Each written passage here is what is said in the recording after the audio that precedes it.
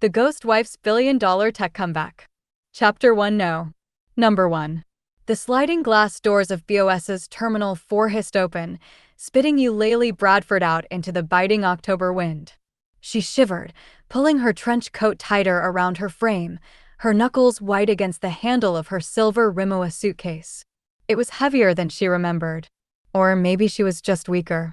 She stopped at the curb, her eyes scanning the line of idling Blacktown cars in the VIP pickup zone.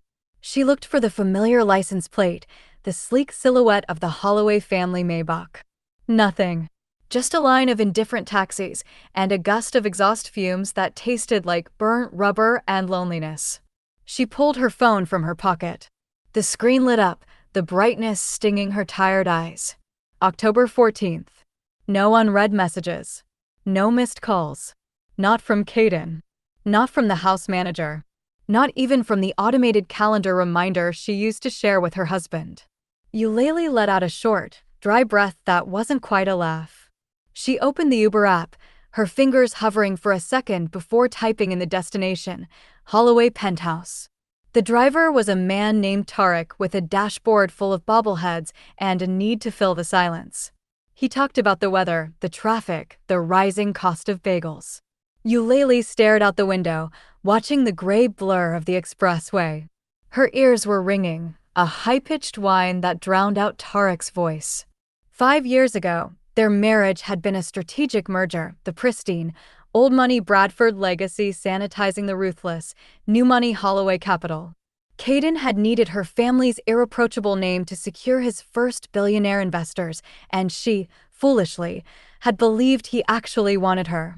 She had traded her brilliant coding career for the role of a perfect trophy wife, thinking love would eventually follow the contract. Big night for the city, huh? Tarek asked, gesturing vaguely at the radio. Eulalie blinked, focusing on the tinny sound coming from the speakers. An entertainment reporter's voice cut through the static. And all eyes are on the Plaza Hotel tonight, where tech darling Adalynn Pennington is hosting a massive celebration for her latest product launch. Rumor has it the guest list is exclusive to the city's top 1%. Eulalie's hand flew to her seatbelt, gripping the nylon strap until her fingernails dug into her palm. The pain was sharp, grounding. Adalynn, her half-sister. The woman who had taken her father's attention, her family's legacy, and now, apparently, her husband's time on her birthday. Yeah, Eulalie whispered, her voice raspy. Big night. The car pulled up to the limestone facade of the building on Fifth Avenue. The doorman, a young guy named Leo, did a double-take when he saw her stepping out of a Toyota Camry instead of the family car. Mrs. Holloway? Leo scrambled forward, reaching for her luggage. We didn't know you were coming back today. It's a surprise, Leo, she said, putting a finger to her lips. The lie tasted like ash on her tongue. She wasn't surprising them. She was saving face. The elevator ride to the penthouse felt like an ascent to the gallows. The numbers ticked up 20, 30, 40. Her heart hammered against her ribs, a frantic, uneven rhythm. She checked her reflection in the polished brass doors. Her face was pale, devoid of makeup, dark circles bruising the skin under her eyes. She looked like a ghost. Ghost. The old nickname from her coding days flashed in her mind. She pushed it away. The elevator doors slid open silently. The foyer was a minefield of colorful tissue paper and curling ribbons. A pair of Caden's Italian leather loafers were kicked off haphazardly near the console table, next to a tiny pair of glittery sneakers. Laughter drifted from the living room. It was the sound of Elara, her 5-year-old daughter. A sound that usually filled Eulalie with warmth, but today it chilled her. It was a high, breathless giggle, the kind Elara only made when she was getting exactly what she wanted. Eulalie left her suitcase by the door and stepped softly onto the Persian rug. She moved behind the lacquered ebony screen that separated the foyer from the living area, peering through the slats. The scene before her was bathed in the warm, golden light of the chandelier. Caden Holloway was on his knees. The ruthless venture capitalist, the man who terrified boardrooms, was kneeling on the carpet, holding up a massive, plush unicorn with a pink ribbon around its neck. Daddy. Elara was jumping up and down on the sofa, her curls bouncing. Auntie Adalynn is going to love it. It's the limited edition one. Caden smiled, a genuine, crinkling of the eyes smile that Eulalie hadn't seen directed at her in years. He smoothed the unicorn's mane. Of course she will, Elara. You picked it out. Eulalie's breath hitched. Her hand went to her chest, pressing hard. 3 months ago, she had tried to buy that exact unicorn for Elara. Caden had scoffed, calling it clutter and garish. He had told her to buy educational wooden blocks instead. Mommy said unicorns are silly, Elara chirped, grabbing the toy and hugging it. But Adalynn says they are magical.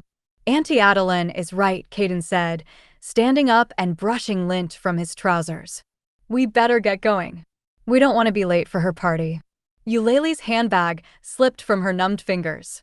The heavy gold clasp hit the marble floor with a sharp clack.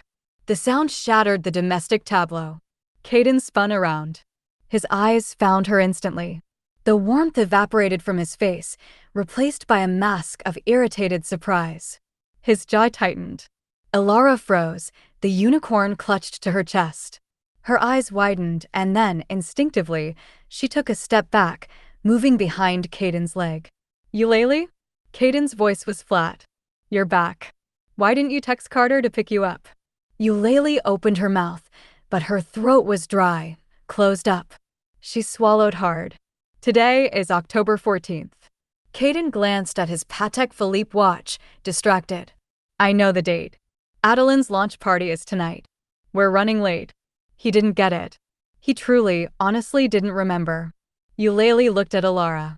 Her daughter was peeking out from behind Caden's expensive suit pants, looking at her mother like she was a stranger who had interrupted a private game. Mommy came back at a bad time, Elara whispered loudly to her father. We have to go see Adalynn. The words were small, but they hit Eulalie with the force of a physical blow. Her knees felt weak. She reached out to steady herself against the wall. Martha will help you unpack, Caden said, already turning away, dismissing her presence as a logistical inconvenience. He scooped Elara up into his arms. Let's go, Bug. Don't want to keep the princess waiting. Bye, Mommy. Elara waved, her attention already shifting back to the toy in her hands. They walked past her. Caden smelled of sandalwood and the expensive scotch he liked. He didn't stop to kiss her. He didn't even brush her arm. The elevator doors closed on them, swallowing her husband and daughter, leaving Eulalie standing alone in the center of the vast, silent penthouse. She looked down at the floor. A card had fallen from the pile of wrapping paper. To the best Auntie Adalynn. Eulalie slowly crouched down. Her joints popped. She picked up the card. Her fingers didn't tremble. A strange, cold calm was spreading through her veins, freezing the tears before they could form. She stared at the card until the words blurred, her eyes turning dead and hollow.